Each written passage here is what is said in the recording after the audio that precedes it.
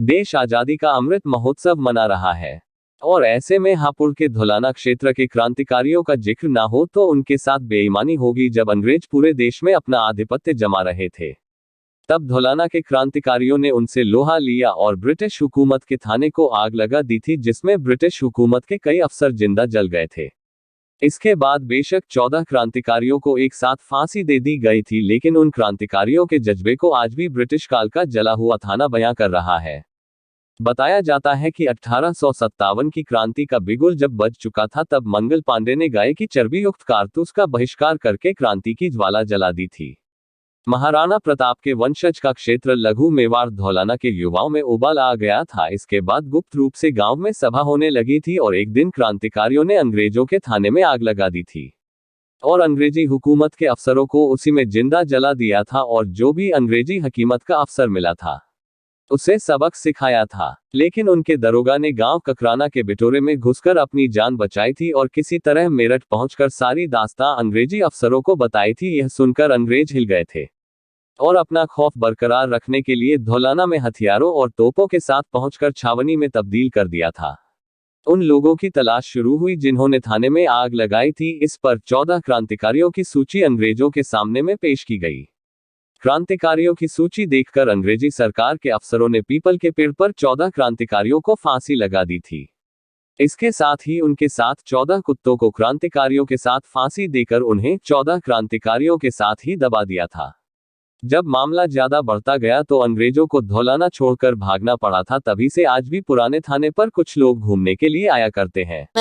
धौलाना मेरठ जिले की तहसील थी और अंग्रेजों का अत्याचार जब चरम पर था, उसी समय में ठाकुर दुर्गा सिंह और उनके बड़े भाई नौनिधि सिंह, ये दोनों क्रांति के लिए इन लोगों ने संघर्ष किया और इन्होंने अपनी टोली बनाई जिसमें 14 क्रांतिकारी और थे और इन्होंने अंग्रेजी हुकूमत को चुनौती देते हुए पहले तहसील में आग लगाई 1857 में 11 मई को और फिर थाने को फूंक दिया और जितने अंग्रेज अफसर थे उनको उन्होंने उसमें ही जिंदा जला दिया।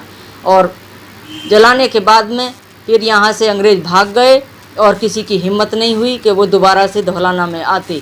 लेकिन कुछ गद्दार भी थे जिन्होंने गद्दारी करके इन जो राष्ट्रभक्त थे इनको नाम बताए और उनको यहाँ आने के लिए आमंत्रित किया कि वो लोग आज मीटिंग कर रहे हैं, आप आ जाओ, सब लोग यहीं मिलेंगे।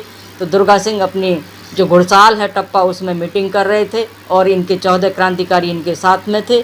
29 दिसंबर को कि ब्रह्मवेला में उन्हें बुला के और ब्रह्मवेला में 3 बजे के करीब में से इनको घुड़साल को घेर के और उन्हें पकड़ लिया और फिर उनसे कहा कि आप माफ़ी मांगते हो दुर्गा सिंह से तो हम तुमको छोड़ देगा। उन्होंने कहा अपनी जवान को लगाम दे विदेशी कुत्ते, महाराणा प्रताप के वंशज प्राणों के भय से दुश्मन से माफ़ी मांगे। ये कह के उनने डैनियल अफसर के मुंह पे थूक दिया।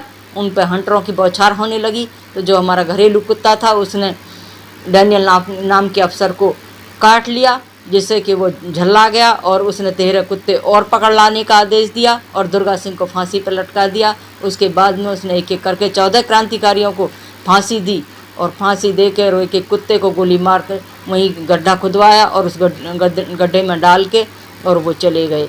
उसके बाद में उनका सामूहिक दाह संस्कार हमारे ही खेतों पे किया गया और वहाँ पे रातों रात एक मंड बना दिया गया जिसमें नाम कोई दिया नहीं गया क्योंकि देश आज़ाद नहीं हुआ था, जिसको नाम दिया गया क्षत्रिय। कौन से क्षत्रिय? जो 1857 की क्रांति में जिन्होंने अपने प्राणों की आहुति दी। वो आज भी मूक निशानी है उन क्रांतिवीरों की जहाँ पे उनका सामूहिक दाह संस्कार किया था और वो अंग्रेजी थाना है जो आज यहाँ मौजूद है। और 2017 में